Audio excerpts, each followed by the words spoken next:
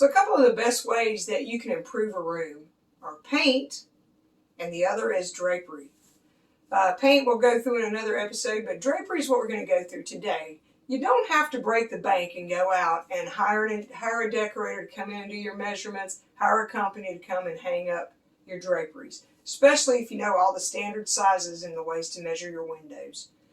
Drapery is pretty simple. It doesn't have to be expensive. These are cheap ones I found at a local store. It was actually a chain store that were in the sale bucket.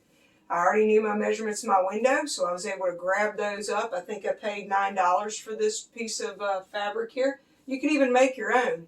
But today I'm just going to show you how to hang a very, very simple curtain rod. It's like a shower rod where you have the holes in the drapery and you feed the rod through it.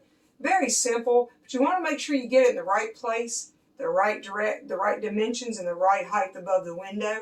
And I'm going to show you how to do that next on My Younger Life.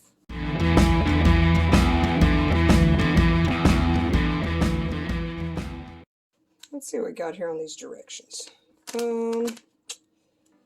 Looks like pretty easy here in how to do this.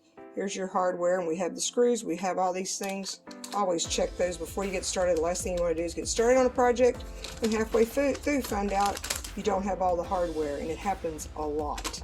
This is about 20 minutes of time, yeah, if you know what you're doing. So it shouldn't take too long. Tools required for assembly and not included, 3/16 of an inch drill bit. So we're going to need our drill, a Phillips head screwdriver, and then helpful tools is a level and a pencil, and we are going to get those things, as well as a tape measure. So let's gather our tools.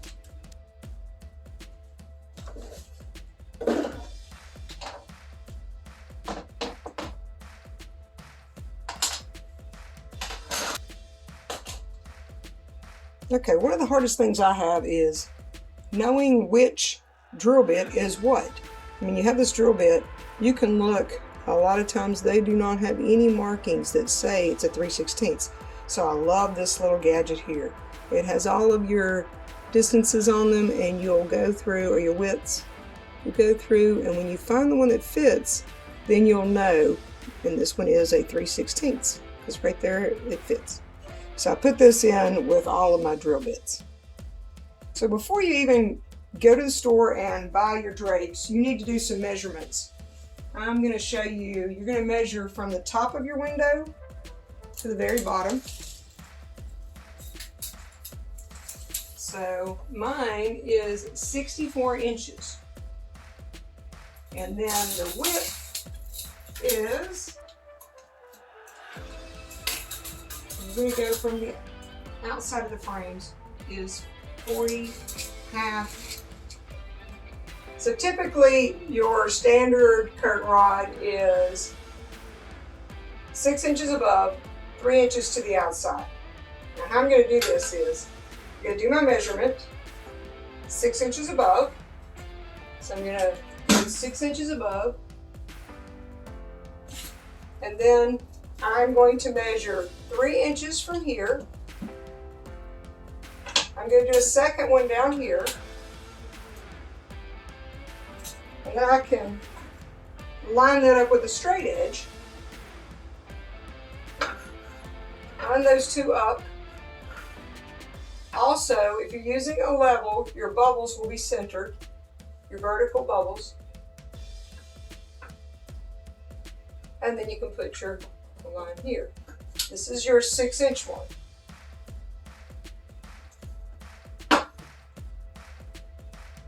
If you look at your bubble, there we go. And we'll do it for the other side. All right. Anchoring, I forgot you might need a hammer.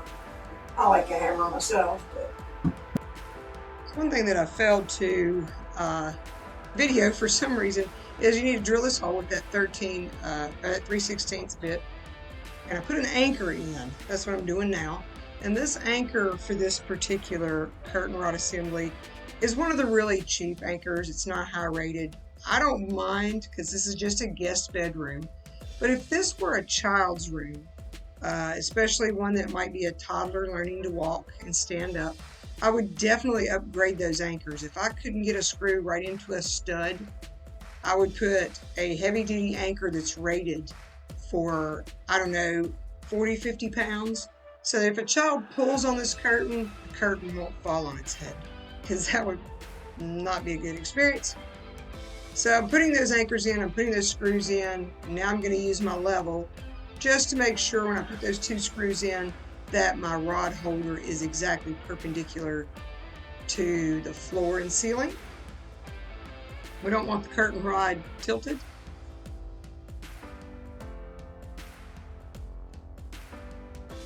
I've got to get my second hole. I've marked it through the hole of the hanger.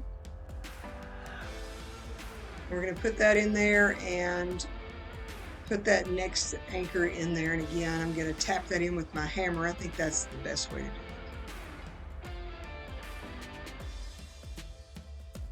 it. And of course, I always drop something. Sometimes I put it in my pockets. That's probably the best thing to do. And then sometimes I set them where I forget, and other times I drop them in the floor. Don't claim to be the most organized person. But here you're going to tap that in, that anchor in the wall again, just like I did the top one. And I'm going to insert the screw. I'll do it by hand just to get it started. And that helps me so that when I put the drill in place to screw it in, it doesn't take as much effort. Now I'm using a Phillips head screwdriver bit in my drill. I only have one drill, so I take the bit out and put my screwdriver end or nib in there. I decided on the other side, I'm not going to show you how to do the other side because it's just a repeat, but I just used a screwdriver and I found it was just as easy, if not easier, than the drill bit with the drill. Because the drill's so powerful, it's really hard to go easy, and I didn't really need all the power. So the other side, I just use a screwdriver, and that works just as well. And here's the other side, and we're successful. And this rod, like I said, is just a simple rod. It's going to have adjustments, so it can be various widths. So there is a small screw in the center so you can tighten it, and on each end the hangers have adjustments so that you can move it what distance you want from the wall. In case you have a deep pocket or a recess, you can adjust that in and out from the distance of the wall. And this is our curtain. Now it's like a curtain rod, it's kind of like you would put in a bathroom, and if you accordion fold that like I'm doing, so there the holes lined up, it makes it a lot easier when you have to feed the rod through. It's kind of tricky if you don't have help trying to get both of those through there. This is a double curtain because it's not quite wide enough as a single curtain, so you can do 2. And I'm going to take down my son's French flag. This used to be his bedroom, and I'm transitioning over to a guest room. And this is what it looks like if you do 2 curtains. We're going to now tighten that rod now that I know how wide I want it. There are 2 screws on the end.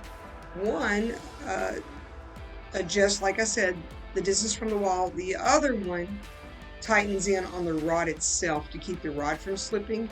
And I like for my ends to match too. Since it's a square end, I like for those to be the same direction on each side. And there you have it.